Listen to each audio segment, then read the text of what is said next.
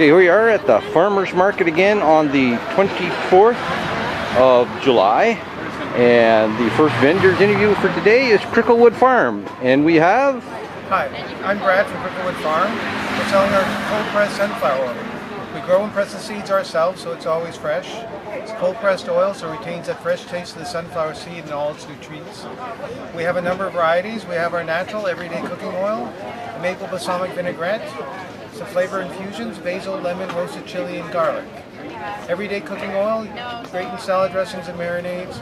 Roast with it, bake with it, saute with it. Use it instead of olive oil. Well, I have to admit, I have some at home, and it's delicious.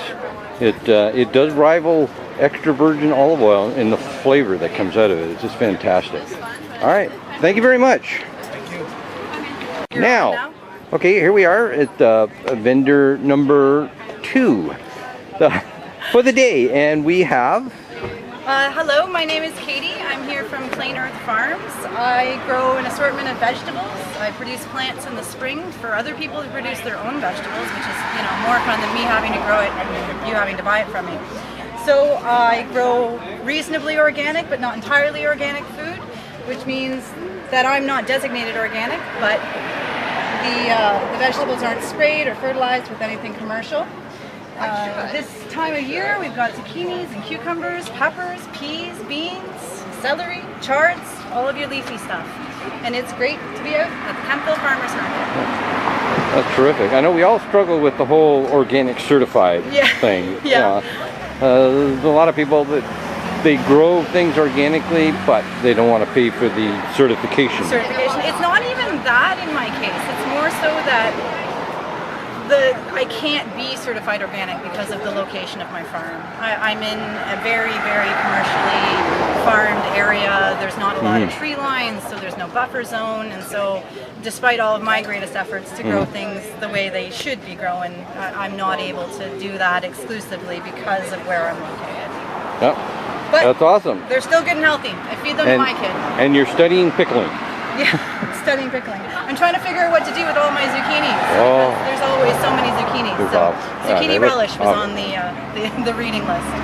And they're mutant zucchinis. They are. Multiple colors. Yeah. Beautiful. These are the I call them my modeled zucchini. Essentially, what's happened is the bees have crossfed my yellow zucchinis with my green zucchinis and produced these. So they come out in all different varieties of design from that. Oh. It's pretty neat. Well, that looks great. All right, thank you very much. You're very welcome. All right, here we are with our artisan of the week, two bears, Brian Martin. Yeah. So why don't you tell me about your art, Brian? Well, the artwork, what I do is I take a buffalo and I make a buffalo bone blade dice because I put it into deer antler. And then this other piece with the dog, it's so I put a piece of antler on it too. Each piece takes a long time to make them, but they last for like a pretty well ever. And the dream catchers, I make them the old way. Like the teachings I got on the dream catchers, that you only ever put one thing in the middle. So then that's how I make them. I make them the old way, and I don't use any plastic beads or that. It's all real beads. And I began carving buffalo bone, so I make bears out of it too, and I make the wallets, and it's all by hand. And I make stone pipes out of a rock called serpentine. And I've been doing it now for about must be going on at least 4 years. Well, that's great. And I enjoy doing it. It's beautiful stuff. Thanks. I got to get a picture of your dream catcher. Okay. I always wonder about dream catchers. Well, you see so many of them. Yeah, well, the teachings I got on it from a elder told me that they only ever put one thing in the center. So I put wolves and turtles or like bears, but it's only one. because they take me over 2 hours to make because with the wood I use is that vine that like kills the trees, so then I use it to make it. So it takes a while. Yeah. But there's no two dream catchers that'll ever be the exact same because of the way that the webbing goes. Yeah. The hardest part is that first row, and then after that. The thing that always bothers me about it when you see people with dream catchers hanging in their car. You do a lot of sleeping in your car? That just drives me crazy. Yeah. Because it's not meant for that. Yeah. And anytime somebody gives you a gift and that, you should always burn sage over it so that the only energy on it will be that person's. And it's clean energy. Anytime I go to make anything, I always burn the sage. So it's because I dream a lot. Yeah. If I don't, it'll go on to the item, and then the person will like dream a lot. So I always smudge it.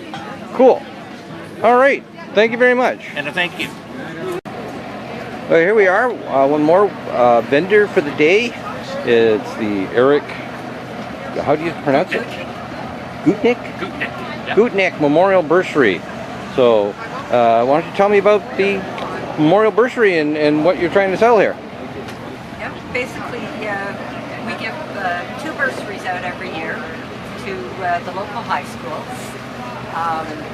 And you can see our winners over here this year. All the proceeds from the sales of the jam go to directly towards the bursary. So that's how we do our fundraising. We are a registered charity. And Great. So who makes the jams? Eric's dad makes all the jams. Eric's dad. Yeah. Billy Goot. Billy Gootnick. Billy Gutnick. Lives here in Kemptville. Lives here in Kemptville. Oh, great. So that looks fantastic. Let me scan down here, get a picture of it all, and look at the winners. Make sure I can. Here we go. And you sell cookbooks.